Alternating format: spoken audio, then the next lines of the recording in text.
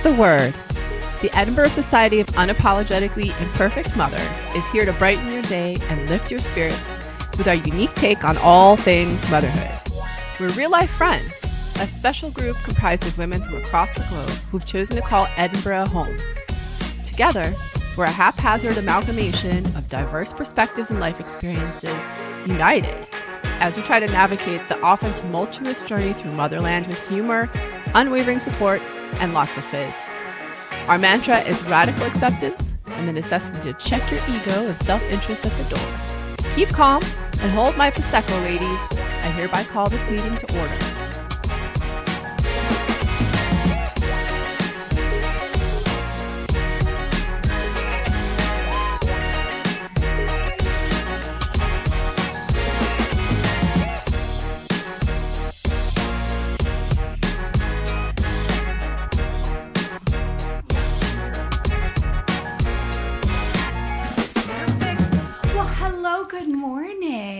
Happy Monday. Yes. Good morning. Thank you. It's Lissy. It's lovely and sunny. And it's Heather. And it's Carmen. Welcome, Carmen from Support the Makers Yay. Edinburgh. Thank you so much. Welcome. Making her Edinburgh Society Mom's debut. Oh, it's fab. We're so excited to have you.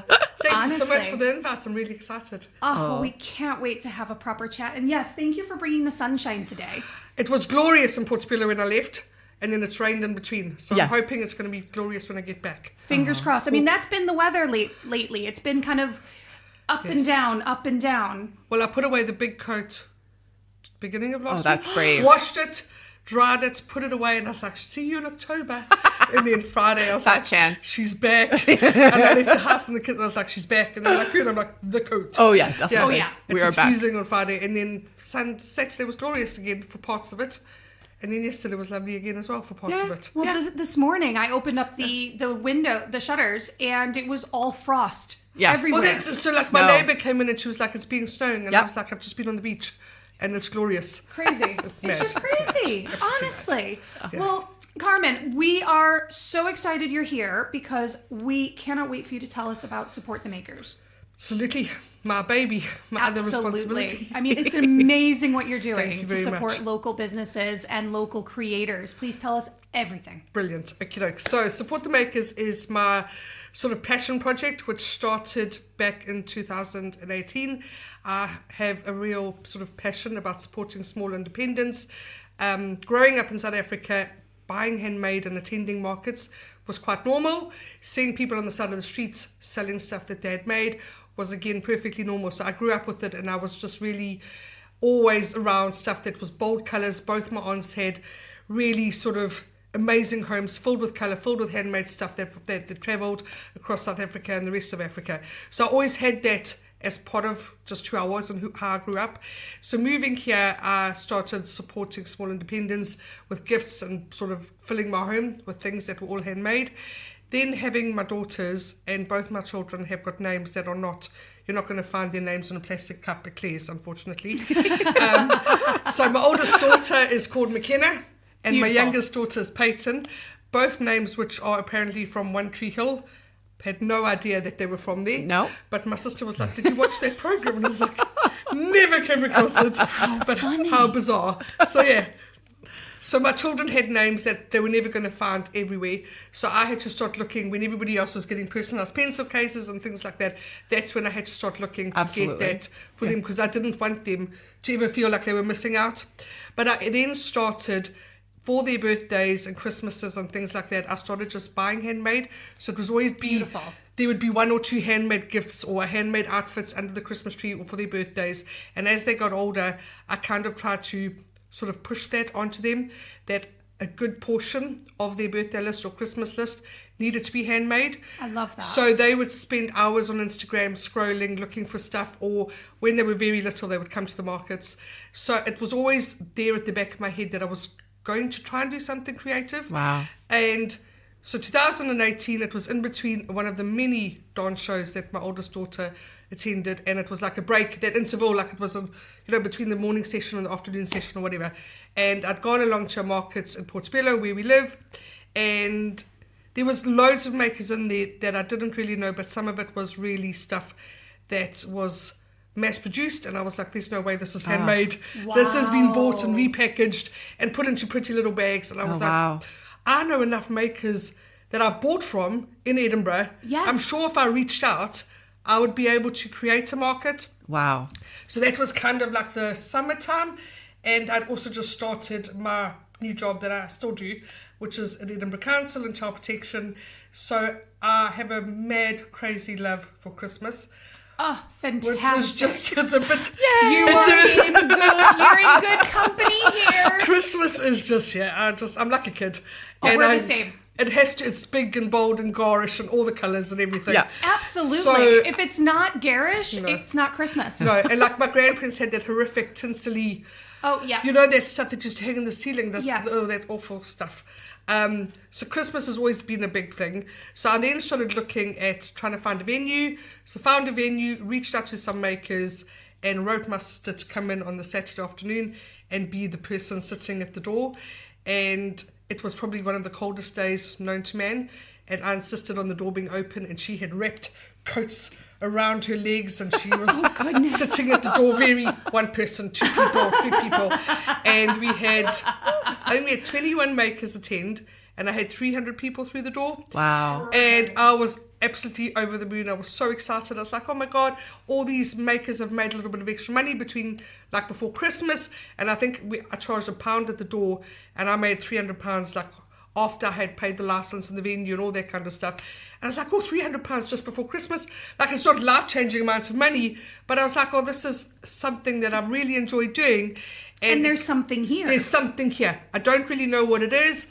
So I had a really crude, it was long before Canva was around. I can't think what it was called, but I created some sort of images. When I look back on them now, I'm mortified. But they worked for then. And I thought, well, actually, there's something there. So I then looked at sort of promoting it earlier on in the year, getting a bit of different makers, reached out to other makers. And the second one I ran, which was in 2019, had 35 makers, and we had 1,400 people through the door. And that one was a bit like, oh, wow. Wow. That was a bit wow. And at that stage, I had a colleague from work. She came along to do the teas and coffees, and her daughter had made something. So it was all very rudimental. It was very sort of proper sort of Christmas fair. There was brownies singing Christmas choir, Christmas carols on the stage, kind of like old school. There was a traditional Christmas cake raffle, so that kind of stuff. And then one of my colleagues had asked where it was, and I told her, and she was like, oh, I'll come along on the day. And she phoned me, she's like, I've got off the bus where you said, and there's just this queue of people. I was like, you got to join that queue. And she went, you're kidding. I was like, yeah, it's the queue to come in. And it was right down the street of Belfield Street. And I was just like, this is mind-blowing. So I knew at that stage I'd harnessed and created something. And on that day, I think the lowest amount of sales were like £600, going up to about 2,700 for a day. And I was like, right, this is actually going to be changing people's lives. And if I've got to be that person that gives creatives a space to showcase their work, then I'm going to just keep trying. And I'm very much a person that I will push and push and push until it's my last sort of dying breath, which is probably what's going to be etched on my funeral, on my headstone.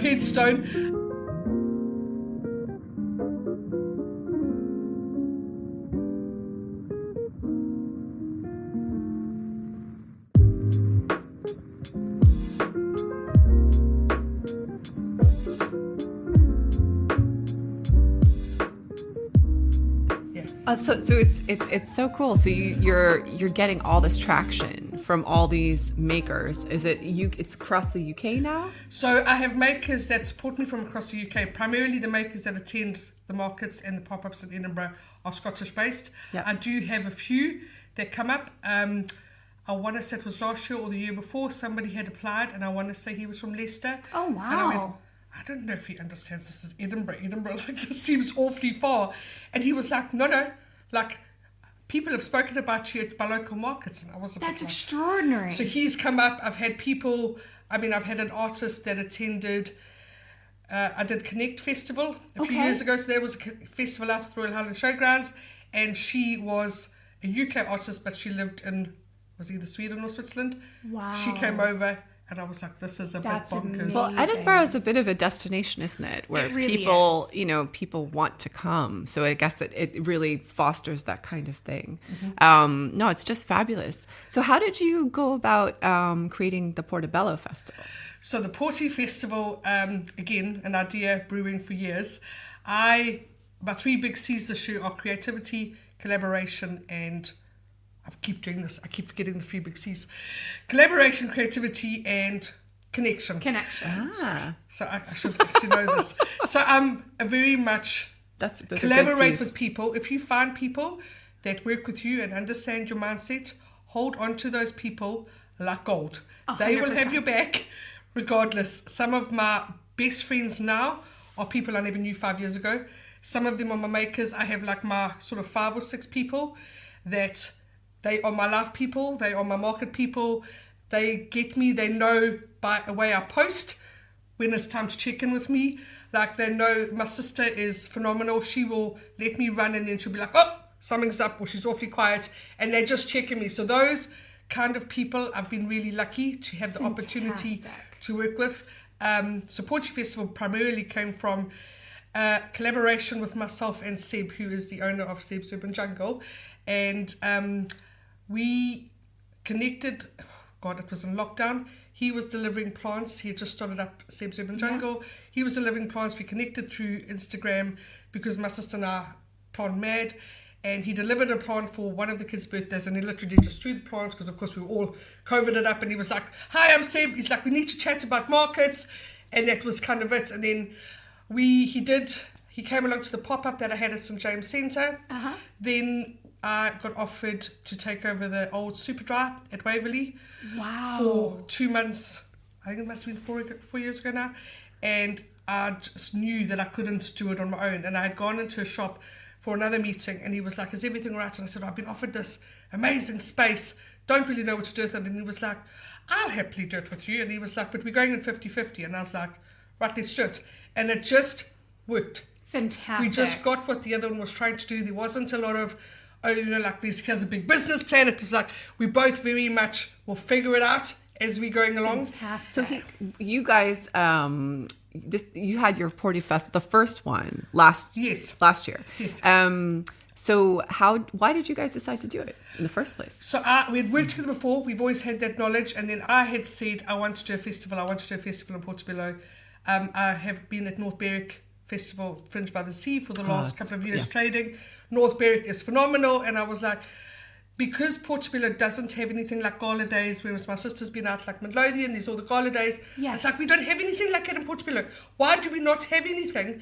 And then I kind of had a bit of a wobble with Portobello Town Hall, in that another market organiser had come to book the town hall. I said to the venue manager, Kieran, bless him, who puts up with me and all my tantrums, and he was like, I'd mentioned to him about the festival, and he was like, "Why don't you go and deal with that festival? Come up with an idea." And I was in a bit of a mood, and I stormed off. I was like, "Fine, I'll do it." And I thought, if I create an Instagram handle and the social media names, nobody can take it away. Then I've got it, and it's sitting there. And it was pretty much a Sunday afternoon, pouring with rain. The kids were watching movies. I'd taken the dog out. I thought, I'm just going to message some people and see what happens. And I did. And loads of people responded, and I was a bit like, oh my goodness, this is amazing. I'd mentioned it to Seb. He was kind of sitting on the periphery, and he was like, Carmen, this is another one of those crazy batshit ideas of yours. And I was like, it'll be fun, and he was kind of just watching from the periphery. And then every time we had a market at the town hall, there were more and more people coming to see the town hall, to find out about the festival. And I had held a meeting. Well, I think we had chatted about having a meeting and like having it as a trustees, like a committee of sorts. So it was more of a community sort of foundation. And then we had a meeting, and we decided actually there was far too many different voices. And I was like, actually, to try and harness what everybody's throwing at us, it might just be better that we form it as a company. So we agreed, and we just were like, right, 50-50, let's go with this, let's see what happens. Fantastic. And it kind of just snowballed after Amazing. that. And so last year it was 2 days, 4 locations, 40 events. Amazing. 40 events. And that all came about so organically. Wow. Yeah. Incredible. It was a bit bonkers. And it's in May. It's in May, so it's the 2nd and 3rd of May. Portobello Town Hall is our festival hub. So that's where the box office will be. But we would recommend getting your tickets in advance because last year so many people turned up on the day and the workshops were sold out. Oh, wow. So we would recommend if you are wanting to get tickets, get them beforehand. Fantastic. So it's, the main location is the Porty Town Hall. We will have street food traders there. That's where our live music is. Then we've got the upper hall for workshops, and we've got 2 rooms at the back for workshops. And then we're also using the beach. The beach is going to be hosting the sandcastle competition. Fun. Obviously. Wow. Amazing. So then we have sand competition. We're working with Keep Porty Tidy, which is an initiative in Portobello to keep Porty tidy, pick Brilliant. up litter.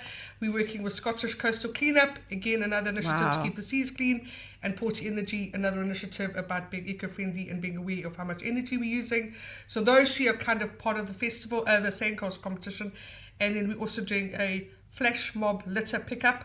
So the plan and the aim is to have 100 people all picking up litter at the same time. Amazing. I'm sure you'll get there. That's the plan on the Saturday Fantastic. We've also got a fitness class on the Sunday morning on the beach. Just for women only, I might I add. love that. Then we've got the most successful event and the most anticipated event of the festival, the dog show. Yes. Okay, so we need to talk about the dog show. I think we do. I am fascinated by this. So so how do you get into the dog? Is it like anybody can bring their dog? Anybody can bring your dog. There are different categories for you to check into. So you can check into the category. They changed it from last year. Last year we had like best dressed. This year I think we've got most like owner, and we've got like the best. Like a lookalike. Yeah, pretty oh my much. Word, I love that. Pretty much. That is what we have. Fantastic. And so you can book in tickets. You can also purchase tickets from the Dog Port on Portobello High Street. So the Dog Port and Old Man Grey who's an illustrator, are hosting. Beautiful. The judge is Becky from East Coast Training. And then we've got a couple of sponsors that will be giving gifts from doggy walking bags to doggy biscuits, a variety of lovely goodies. And that is all. So last year we had about 250 people turn up to watch the dog show. Incredible. Amazing. I mean, Edinburgh is so dog friendly. Absolutely. So that's why so dog friendly. That's why Sam and I are both dog owners, passionate about dogs. And then, of course, what tied into that was we've got Edinburgh Dog and Cat Home as one of our charities. Amazing. Who will be at the town hall on the Saturday with an information stall. Amazing. Fantastic. Amazing. I love that. Yes. Yeah. Oh, brilliant. Now, you are a woman of many hats, Carmen. How do you find the energy to, be so involved, so passionate? And, I mean, you're a mom. Where do you find all the time? So, I'm not, I don't know. So I'm a single mum. I've been a single mum for 13 years now. Incredible. Raising 2 strong, fiercely independent girls, I must add. And I think for me the biggest thing is I want my girls to see that being a single parent and having mental health, because I've had mental health diagnoses, etc. in the past. I live without medication, which is quite amazing. Well done, you. And I also became sober 5.5 years ago. Incredible. So well I'm done. on a very much of this. It's about you taking accountability for you. It's you the only person that's going to be able to change your life. You have to take that and decide how you plan to live with your life. So I decided after a very tragic incident that I didn't want to be the person that I was anymore, and how was I going to change it? So it was things like stopping alcohol and just putting different measures into my life and thinking I want to be able to live without. I'd been on medication probably on and off since I was 15, and I was like, I want to live without this cloud of medication. I want to live it just normal. I want to be able to feel. So for me, I want the girls to see that you can live I want the girls to see that you can be happy and successful being a single parent and having a mental health diagnosis. It shouldn't hold you back. Agreed. Actually, it's like your superpower, because it just means that you are strong and resilient, and I think really bouncing back from stuff. So that kind of is probably my biggest push, is I want the girls to see you can do whatever you want to do. That's amazing. You should not have limitations. Incredible. And to find that focus. Yeah. And that, and to be able to focus that energy into so many different positive avenues, I think is absolutely extraordinary. Thank you. And a real testament to you, honestly. And what a wonderful example for the girls. Oh, I think it's amazing. I wanted to ask you, I mean, so I could talk ad nauseum about how wonderful Edinburgh is. Mm-hmm. And she does. I mean, even the weather, I don't complain. What do you think about the sort of the community and what this is, and how does that play into what you've done? Yeah. I mean, is it part of what you've done? Because you must feel so passionately about Portobello. And Portobello is my baby. When we first moved here, we stayed in Dalkeith for a short period of time with my sister-in-law, then stayed out in Preston Pans because her family had a house and we basically had agreed to rent it for a year. So we used to come past Portobello. Whenever we were going into town, it was always, I was like, that is where I need to live. I need to be by the sea. It's fab. I grew up swimming in the sea and I was like, I have to be by the water. And so I've lived in Portobello, 20 years now. Fantastic. So it was going to be the place. Like, lived in Leith, absolutely loved Leith, but Leith was very different to what Leith is now. And now I think the girls are a bit like, Leith is way gooder than Portobello. But I've always had that strong pull to Portobello. I just felt it was a really good community. I wanted the kids to grow up there. And again, growing up, we didn't have a stable home majority of the time. There was a lot, even though like in high school, I went to the same high school, we probably stayed at about 10, 15 different addresses through that 5 years. Wow, okay. I always felt really that it was quite fundamental that the kids had the same GP, the same school, the same people at the shop that they'd known for their entire life. Their roots. I wanted them to have that I didn't have. So as soon as we kind of settled in Portobello, and then I had McKenna and subsequently had Peyton, they very much, there are kids, like I said, I'm like, oh my God, I've known that kid since he was like this big or whatever. And the kids are mortified by it because everybody knows everybody. But I love it. But they love it. And I think, I didn't ever think I'd settle in Edinburgh. We moved here, all of our friends were down in London, and we had this big push to move to London. We went down, we both had really basic sort of entry-level jobs that we had sort of managed to get. We went down, we were going to share a flat with somebody, and went to go and have a sort of a week, live in London, see what it was like, make sure we had everything set up before we moved. And after about 4 days, I was like, I can't live here. There's no grass, it's too fast, nobody knows anybody, and everybody's just on tubes all the time. And I was like, I don't want to live here. So I knew then that the rat race wasn't for you. It just wasn't for me. I love with Portobello and being able to walk the dog. I'm 10 minutes from Newhouse, I'm 10 minutes, jump on a bus, I'm in North Berwick. Can be anywhere in 20 minutes, and it doesn't feel like I'm living in the middle of a city. Fantastic. And that is what I love. I feel like there's a little magic about Edinburgh where it does feel like this village, really where does. you walk Absolutely. around, you bump into people, and especially with what you're doing, you're building such bonds within the community. You probably can't go out the door for a minute without running into somebody. My kids hate it. The kids, like, I will walk along the prom and I'm like, hiya. And they're like, you said, I don't know. But I love that you've got those connections in place. yeah. I just love them. We've been talking about this, that,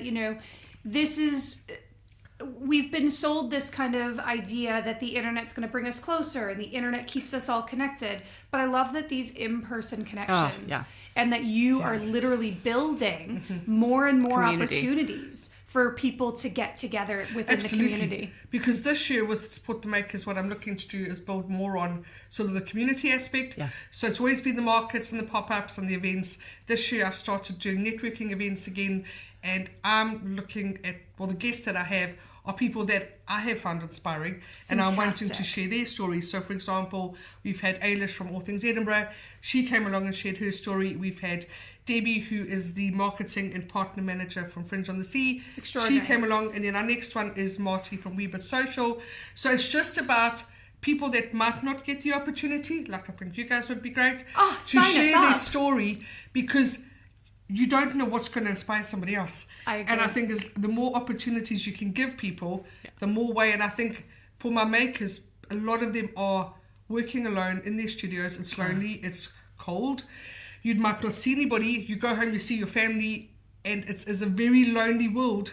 Whereas creating these events and creating sort of opportunities for makers to connect with other people is fundamental, because you just, again, don't know who it is you're going to meet. Definitely. That's brilliant. Definitely. Yeah. And I think that's such a cool thing in a world where everyone's working from home now, and, our our little, in-person sphere is actually smaller than ever, which is all contributing to that loneliness epidemic. So well done. Thank you so, so much for creating that space and for providing all this energy for the local community. Thank you very much. And thank you for coming on our It's an podcast. absolute pleasure. Thank you so much. I really appreciate it.